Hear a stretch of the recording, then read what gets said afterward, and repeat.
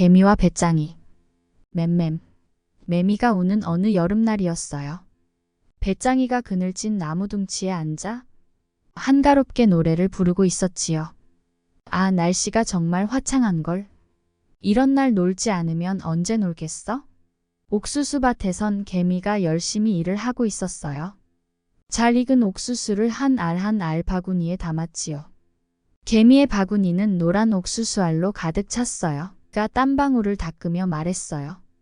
휴, 빨리 집에 가져다 놓고 다시 와야지. 개미는 바구니를 들고 집으로 향했어요. 배짱이 부지런히 일하는 개미를 보고 말했어요. 개미야, 이렇게 화창한 날 왜 일을 하는 거니? 다가올 겨울을 준비해야지. 개미의 말에 배짱이가 깔깔 웃었어요. 지금은 여름이야. 겨울이 오려면 아직 멀었다고. 배짱이가 비웃었지만 개미는 열심히 일했어요. 시간이 흘러 단풍이 드는 가을이 되었어요. 나무마다 주렁주렁 과일이 열렸어요. 곡식들은 노랗게 익어 고개를 숙였지요. 배짱이는 여전히 일하지 않았어요. 음식을 먹으며 게으름만 피웠지요. 배짱이는 통통하게 살이 올랐어요. 개미는 가을에도 열심히 일했어요. 잘 익은 과일과 곡식을 모으고 나뭇잎으로 따뜻한 이불을 만들었지요. 개미의 집에는 먹을 것과 입을 것이 차곡차곡 쌓여갔어요. 배짱이는 일만 하는 개미를 한심하게 생각했어요. 힘들게 일하는 개미를 뒤에서 보고만 있었지요.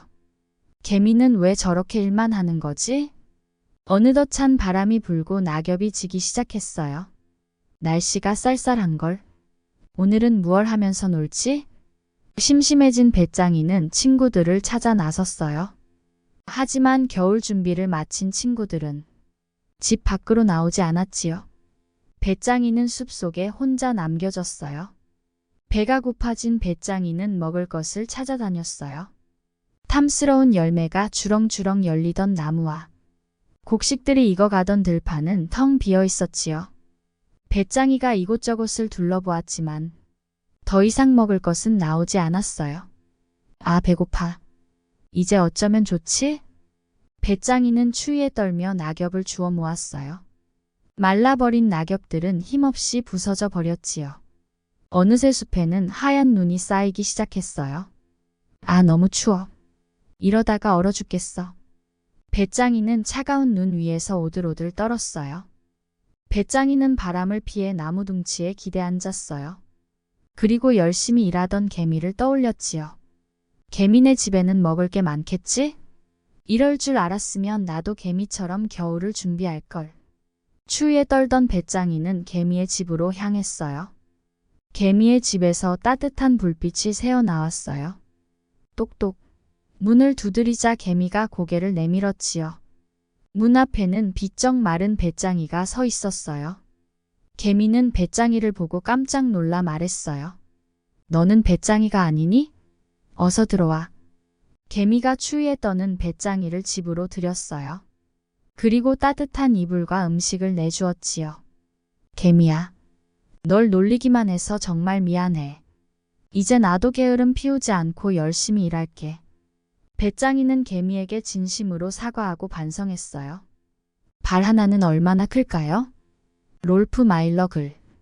이 세상에 없었더라면 이 책도 없었을 테니 훌륭한 측정법 미터법에 이 책을 바친다. 옛날 옛적에 왕과 그의 아내 왕비가 살았어요. 왕과 왕비는 이 세상 모든 것을 다 갖고 있어서 행복했어요. 그런데 왕비의 생일이 다가오자 왕에게 고민이 생겼어요. 모든 것을 다 가진 왕비에게 어떤 선물을 주면 좋을까? 왕은 생각하고 또 생각했어요. 그러다가 갑자기 좋은 생각이 떠올랐어요. 왕비에게 침대를 선물하는 것이었어요. 왕비에게는 침대가 없었어요. 그때는 침대가 발명되지 않았거든요. 그래서 모든 것을 다 가진 사람도 침대는 없었어요. 왕은 신하 중에서 가장 높은 사람을 불러서 침대를 만들어 달라고 부탁했어요. 신하는 대장 목수를 불러서 침대를 만들어 달라고 부탁했어요. 대장 목수는 조수 목수를 불러서 침대를 만들라고 말했어요. 침대가 얼마나 큰가요? 조수목수가 대장목수에게 물었어요. 침대를 본 적이 없었으니까요. 침대가 얼마나 큰가요? 대장목수가 신하에게 물었어요. 좋은 질문이요. 신하가 말했어요. 신하도 왕에게 물었어요. 침대가 얼마나 큰가요? 왕은 생각하고 또 생각했어요. 그러다가 갑자기 좋은 생각이 떠올랐어요. 침대는 왕비에게 딱 맞을 정도로 커야 했어요. 왕이 왕비를 불렀어요. 왕은 왕비에게 새 잠옷을 입으라고 말했어요. 그러고는 바닥에 누워보라고 했어요. 왕이 신발을 벗더니 자신의 큰 발로 누워있는 왕비 주변을 조심스레 걸었어요. 왕은 침대 크기를 곰곰이 생각했어요. 왕비에게 딱 맞을 침대를 만들려면 너비는 발 3개 크기이고 길이는 발 6개 크기여야 한다고 왕은 생각했어요. 그것은 왕비가 잠잘 때도 가끔 머리에 쓰고 있는 왕관을 포함한 길이였어요. 하나, 둘, 셋, 넷, 다섯, 여섯, 하나, 둘, 셋. 고맙소. 왕이 왕비에게 말했어요. 그리고 신하에게 말했어요. 신하는 대장목수에게 말했어요. 대장목수는 조수목수에게 말했어요. 왕비님께 딱 맞는 침대 크기는 너비는 발 3개이고 길이는 발 6개라네. 그것은 왕비님이 잠잘 때도 가끔 머리에 쓰고 있는 왕관을 포함한 길이였어요. 알겠습니다. 조수목수가 대답했어요. 그러고는 신발을 벗더니 자신의 작은 발로 크기를 재었어요. 너비는 발 3개 그리고 길이는 발 6개. 그리고는 왕비에게 딱 맞는 침대를 만들었어요. 왕은 침대를 보고는 아름답다고 생각했어요. 왕은 왕비의 생일까지 기다릴 수 없었어요. 곧바로 왕은 왕비를 불러서 새 잠옷을 입어보라고 말했어요. 그러고는 왕은 침대를 가져와서 왕비에게 누워보라고 말했어요. 그런데 침대는 왕비에게 너무 작았어요. 왕은 너무 화가 나서 곧장 신하를 불렀어요. 그리고 신하는 대장목수를 불렀어요. 대장목수는 간수를 불렀어요. 간수는 조수목수를 감옥에 집어넣었어요. 조수목수는 슬펐어요. 왜 침대가 왕비님에게 너무 작았지? 조수목수는 생각하고 또 생각했어요. 그러다가 갑자기 좋은 생각이 떠올랐어요. 왕의 발 3개만 한 너비와 왕의 발 6개만 한 길이의 침대는 조수목수의 발 3개만 한 너비와 조수목수의 발 6개만 한 길이의 침대보다 당연히 더 컸던 거예요. 조수목수는 소리쳤어요. 내가 임금님의 발 크기를 안다면 왕비님에게 딱 맞는 침대를 만들 수 있을 거야. 조수목수는 이 생각을 간수에게 설명했어요. 간수는 대장목수에게 설명했어요. 대장목수는 신하에게 설명했어요. 그리고 신하는 왕에게 설명했어요. 왕은 너무 바빠서 감옥에 갈 수가 없었어요. 그 대신에 왕은 유명한 조각가를 부르고는 신발 한 짝을 벗었어요. 조각가는 왕의 발과 똑같이 생긴 돌 조각상을 만들었어요. 그러고는 그 조각상을 감옥으로 보냈어요. 조수목수는 왕의 발과 똑같이 생긴 돌 조각상을 가지고 가서 발 3개만 한 너비와 발 6개만 한 길이를 재었어요. 그러고는 왕비에게 딱 맞는 침대를 만들었어요. 침대는 왕비 생일에 딱 맞추어 준비되었어요.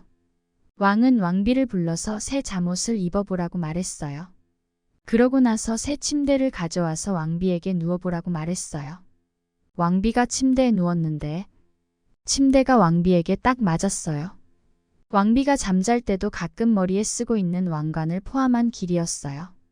침대는 왕비가 지금까지 받았던 선물 중에서 가장 멋진 선물이었어요. 왕은 무척 행복했어요. 왕은 곧바로 조수목수를 감옥에서 데려와서 왕자로 만들었어요. 왕은 성대한 행진을 명령했고 모든 백성이 길에 나와 어린 목수 왕자를 반겼어요. 그 후 오랫동안 무엇이든 길이를 재고 싶은 사람은 왕의 발과 똑같이 생긴 것을 만들어서 사용했어요. 그리고 누군가가 내 침대는 발 6개 길이에 발 3개 너비야 라고 말하면 사람들은 그 침대 크기를 정확히 알게 되었어요. 본멜의 첫 비행. 아기 호박벌 봄멜은 날개가 아주 작아요. 다른 호박벌들처럼요. 어느 날 봄멜이 놀이터를 다녀오는 길이었어요. 하늘을 날던 꿀벌 비노가 봄멜을 내려다보며 소리쳤어요. 봄멜, 또 걸어가냐? 하긴 날개가 그렇게 작아서 영영 날 수도 없겠네. 맞아, 우리 좀 봐. 우리는 날개가 커서 이렇게 잘 날잖아. 말벌 발푸르도 말했어요. 발푸르는 순식간에 빙글빙글 돌며 공중회전 실력을 뽐냈어요. 어찌나 빨랐는지 봄멜의 눈앞에 뿌연 먼지 구름이 일었지요. 너도 해볼래? 우리처럼 해봐. 넌 절대 못할걸. 비노와 발푸르가 깔깔 웃으며 멀리 날아갔어요. 정말 그럴까요? 봄멜은 걱정스러웠어요. 봄멜은 이슬방울에 자기 모습을 비추어 보았어요. 날개가 정말 작았어요. 이렇게 작은 날개로 통통한 호박벌이 어떻게 날겠어요? 영원히 날지 못한다고 생각한 봄멜은 무척 슬었어요. 봄멜은 고개를 푹 숙이고 집을 향해 갔어요. 물론 걸어서요. 집으로 가는 길에 봄멜은 잠자리 릴리를 보았어요. 릴리는 늘어지게 낮잠을 자고 있었지요. 릴리야, 좀 일어나. 물어볼 게 있어. 봄멜의 목소리에 릴리가 천천히 눈을 떠서요. 내 날개는 왜 이래? 봄멜은 잠자리 릴리의 커다란 날개를 부러워하며 말했어요. 나는 날개가 이렇게 작은데 너는 엄청 크고 멋지잖아. 다 이유가 있는 거야. 릴리가 잠이 덜 깬 목소리로 말했어요. 난 모기를 아주 많이 잡아먹어야 살 수 있어. 그러자면 물 위를 오래 날아다녀야 해. 그러니까 날개가 이렇게 큰 거야. 그러니깐 이렇게 힘들고. 릴리는 그렇게 말하고 다시 눈을 감더니 금세 잠들었어요. 그렇구나. 아기 호박벌 봄멜이 말했어요. 하지만 봄멜은 여전히 궁금했어요. 자기 날개는 왜 이렇게 작은지 말이에요. 무당벌레 마리는 나뭇잎으로 만든 집 앞을 쓸고 있었어요. 봄멜이 마리의 날개를 보고 깜짝 놀라서 물었지요. 내 날개는 왜 이래요? 마리 아줌마의 날개는 크고 색깔도 예쁘잖아요. 내 날개의 색과 무늬는 나를 보호하려고 그런 거야. 쓴맛이 날 것처럼 보이게 해서 쉽게 잡아먹히지 않도록 해주는 거지. 자, 난 청소해야 해. 어서 저쪽으로 가. 무당벌레 마리가 빗자루를 휘저으며 말했어요. 봄멜은 다음으로 파리 신부의 집에 들렀어요. 글을 쓰고 있던 신부에게 다가간 봄멜이 물었지요. 신부님, 내 날개는 왜 이렇게 생겼어요? 그게 무슨 말이지? 파리 신부가 봄멜에게 되물었어요. 친구들이 저더러 날개가 작아서 영영 날지 못할 거래요. 파리 신부가 커다란 안경 너머로 봄멜을 바라보았어요. 아기 호박벌 봄멜아, 우린 다 다르게 생겼잖니. 그건 나쁜 게 아니야. 난 앞으로도 영영 날지 못할 거래요. 봄멜이 목소리를 높였어요. 나는 법은 배우면 돼. 애벌레 리카르도를 찾아가 물어보렴. 리카르도가 곧 고치에서 나올 때가 되었으니 어서 서둘러서 가봐. 리카르도도 나비가 되면 나는 연습을 해야 해. 애벌레 리카르도는 고지로 몸을 돌돌 감고 고개만 밖으로 내밀고 있었어요. 봄멜이 다급하게 물었어요. 리카르도, 너 이제 금방 나비가 되겠다. 나는 법은 알아? 몰라, 솔직히 좀 걱정이야. 리카르도가 걱정스럽게 말했어요. 나비가 되는데도 나는 법을 모르다니. 봄멜이 깜짝 놀랐지요. 귀뚜라미 기젤라 누나에게 물어봐. 기젤라 누나는 날마다 하늘을 나는 기쁨을 노래하니까 뭔가 알고 있을 거야. 리카르도는 그렇게 말하고 고치 속으로 쏙 들어갔어요. 귀뚜라미 기젤라는 찌르르르 찌르르르 울고 있었어요. 난 왜 이렇게 생겼어요? 이번에도 봄멜이 물었어요. 그게 무슨 말이야? 기젤라가 되물었지요. 친구들이 나는 날개가 작아서 영영 날지 못할 거라고 했어요. 누나는 날개가 참 크네요. 우리 귀뚜라미들은 날개를 비벼서 소리만 낼 수 있고 날지는 못해. 하지만 봄멜아, 넌 얼마든지 날 수 있어. 기젤라가 목청을 가다듬더니 노래를 부르기 시작했어요. 이 세상에 너 혼자인 것 같고 작아서 아무 일도 할 수 없을 것 같아도 걱정 마. 너도 곧 알게 될 거야. 내 말을 믿으렴. 우리가 다르게 생긴 건 다 그럴 만한 이유가 있단다. 너도 내가 누구인지 곧 알게 될 거야. 눈을 감고 용기를 내. 머지않아 날 수 있을 거야. 너는 너야. 멀리 갈 필요 없어. 오래 찾아다닐 이유도 없어. 이미 내 안에 그 힘이 있어. 때가 되면 다 할 수 있어. 모든 것은 때가 있지. 내 안의 목소리에 귀를 기울여. 그럼 분명히 느끼게 될 거야. 용기를 내. 세상 모든 일에는 다 나름대로 의미가 있어. 곧 알게 될 거야. 내 안의 목소리를 들으렴. 용기를 내. 너는 그냥 너야. 봄멜은 가만히 생각해 보았어요. 내가 나를 믿어주라는 말 같았어요. 그런데 그것은 어떻게 하는 걸까요? 기젤라는 용기를 내면 된다고 했어요. 곰곰이 생각하던 봄멜에게 좋은 생각이 떠올랐어요. 어떻게 하면 용기가 나는지 톰거미 의사가 알 것 같았어요. 톰거미 의사 빌리는 약병을 정리하고 싶었어요. 릴리 박사님, 용기를 낼 수 있는 약 좀 주세요. 무슨 약? 빌리 박사가 놀란 얼굴로 봄멜을 쳐다보았어요. 날고 싶어서요. 좋아. 그렇지만 일단 진찰부터 해야 해. 빌리 박사가 청진기를 대고 봄멜의 몸을 진찰하기 시작했어요. 봄멜을 양팔을 높이 들고 숨을 깊이 들이마셨다 내뱉었어요. 봄멜아, 눈을 감고 날개를 힘껏 흔들어봐. 그러자 날개 소리가 크게 났어요. 팔락팔락팔락. 이제 눈을 떠. 아기 호발벌 봄멜에게 믿을 수 없는 일이 일어났어요. 봄멜이 날고 있었어요. 봤지? 용기는 내 마음속에 있단다. 빌리 박사가 껄껄 웃으며 말했어요. 어서 가서 리카르도에게도 말해줘야겠어요. 봄멜이 재빠르게 날아갔어요. 그런데 리카르도는 어디에도 없었어요. 대신 큰 꽃 아래에 아주 멋진 나비가 있었어요. 리카르도, 너 맞지? 봄멜이 큰 소리로 물었어요. 맞아. 나 이제 드디어 나비가 되었어. 리카르도가 신이 나서 소리쳤어요. 내가 나는 것 좀 봐. 봄멜도 신이 나서 리카르도를 위해 빙글빙글 공중회전까지 해보였어요. 나도 그렇게 할 수 있을까? 리카르도가 물었어요. 용기를 내면 돼. 봄멜이 자랑스럽게 말했어요. 리카르도가 용기를 내어 날개를 활짝 펴서 위아래로 지었어요. 아, 나는 건 너무 좋아. 내가 꿈꿨던 것보다 훨씬 더 좋아.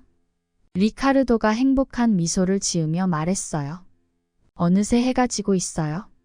아기 호박벌 봄멜은 이제 집으로 가야 해요. 엄마 호박벌과 아빠 호박벌은 봄멜을 애타게 기다렸답니다. 이것 보세요. 나 이제 날 수 있어요. 엄마 아빠의 품에 살포시 내려앉으며 봄멜이 말했어요. 당연하지. 엄마 호박벌이 다정하게 봄멜을 꼭 안아주며 말했어요. 그런데 나는 왜 이렇게 생겼는지 아무도 말해주지 않았어요. 봄멜이 고래를 갸우뚱하며 물었어요. 꽃의 꿀을 빨아먹고 사는 우리는 꿀을 모아두느라 배가 불룩하지. 우리 날개는 작지만 아주 튼튼해. 그래서 우리는 어디로든 날아다닐 수 있지. 아기 호박벌 봄멜이 비로소 편안한 얼굴로 부모님 품속을 파고들었어요. 잘 자렴 용감한 우리 아가. 엄마 호박벌이 말했어요. 잘 자라. 아빠 호박벌도 말했어요. 봄멜은 나지기 하품을 하고서는 곧 잠이 들었어요. 잘 자요 아기 호박벌 봄멜. 예쁜 꿈도 꾸고요. 사자와 은혜 갚은 생쥐. 햇볕이 따스한 어느 오후였어요. 식사를 마친 사자가 바위에 앉아 있었어요. 배가 부른 데다 따뜻한 봄볕까지 받으니 꾸벅꾸벅 졸음이 쏟아졌지요. 사자는 곧 깊은 잠에 빠져들었어요. 숲속 동물들은 사자를 깨울까봐 슬금슬금 조심스럽게 피해 다녔어요. 그때 생쥐 한 마리가 쪼르르 사자에게 다가갔어요. 세상 모르게 쿨쿨 자고 있잖아? 심심한데 장난 좀 쳐볼까? 생쥐가 사자의 몸 위를 이리저리 뛰어다녔어요. 풍성한 갈기 속을 마구 헤치고 다녀도 사자는 좀처럼 잠에서 깨어나지 않았어요. 이렇게 뛰어도 계속 잠만 자네? 그럼 어디 더 신나게 놀아볼까? 동물들이 생쥐를 걱정스럽게 바라보았어요. 하지만 신이 난 생쥐는 장난을 멈추지 않았어요. 이래도 일어나지 않네? 생쥐가 사자의 수염을 잡아당기던 그때였지요. 으르렁. 어떤 녀석이 감히 내 잠을 깨우는 게야? 잠에서 깬 사자가 불같이 화를 내며 소리쳤어요. 깜짝 놀란 생쥐는 재빨리 도망쳤어요. 하지만 사자의 커다란 발에 눌려 붙잡혔지요. 빠져나오려 했지만 꼼짝할 수 없었어요. 사자는 생쥐를 향해 입을 쩍 벌렸어요. 죽을 위기에 처한 생쥐가 사자에게 싹싹 빌었어요. 사자님, 부디 한 번만 용서해 주세요. 저를 살려주시면 그 은혜는 꼭 갚겠습니다. 사자는 생쥐의 말에 코웃음을 쳤어요. 조그만 녀석이 어떻게 은혜를 갚는 말이냐. 살려만 주신다면 꼭 약속을 지킬게요. 작은 생쥐가 엉엉 울자 사자는 마음이 약해졌어요. 불쌍하기도 하고 배도 부르니 그냥 놓아줄까? 사자는 덜덜 떠는 생쥐를 놓아주었어요. 사자님, 감사합니다. 정말 감사합니다. 생쥐는 큰 소리로 인사하며 멀리 도망쳤지요. 며칠 뒤 숲속을 돌아다니던 사자가 사냥꾼이 쳐놓은 그물에 걸리고 말았어요. 빠져나오기 위해 발버둥 쳤지만 움직일수록 그물이 몸을 죄어왔지요. 사자는 큰 소리로 울부짖었어요. 사자는 옴짝달싹 할 수 없었어요. 그물 속에서 뚝뚝 눈물을 흘렸지요. 아, 내가 이렇게 죽는구나. 그때 사자의 귓가에 사각거리는 소리가 들렸어요. 고개를 돌리자 작은 생쥐가 보였지요. 너는 지난번에 내가 놓아준 생쥐잖아? 사자님, 조금만 기다리세요. 제가 구해드릴게요. 생쥐는 작은 앞니로 열심히 그물을 갉았어요. 얼마 지나지 않아 그물에 커다란 구멍이 뚫렸지요. 사자는 무사히 그물 밖으로 나올 수 있었어요. 그물 밖으로 나온 사자가 생쥐에게 인사를 했어요. 생쥐야, 정말 고맙구나. 덕분에 목숨을 건졌어. 사자의 말에 생쥐가 활짝 웃으며 대답했어요. 사자님께 은혜를 갚겠다고 약속했잖아요. 저는 약속을 지켰을 뿐이랍니다.